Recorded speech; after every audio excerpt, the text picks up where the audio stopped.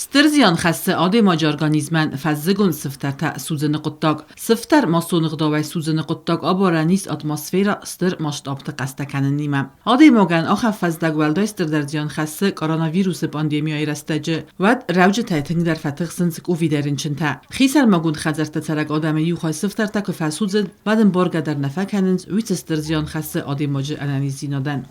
При сжигании костров выделяется большое количество и углекислого газа, и угарного газа. Как известно, угарный газ очень опасен сам по себе. Попадая в организм, он блокирует доставку кислорода к тканям организма. Естественно, это очень опасно, и в больших концентрациях это даже может привести к смерти. И опасно еще тем, что, как правило, ухудшение состояния начинается из-под внезапно. Человек может сам не почувствовать, что ему становится плохо. Помимо них, еще, конечно, для нас, как и для всего мира, сейчас очень актуальна и больная тема коронавирусной инфекции. Конечно, люди, у которых поражение легких, у которых на фоне коронавирусной инфекции, они тоже подвержены, потому что, опять-таки, тоже при вдыхании угарного газа идет нарушение доступа кислорода к тканям организма, а у этих людей, конечно, и так газообмен страдает. Вот выраженная дыхательная недостаточность, и это состояние может усугубиться при вдыхании запаха костров.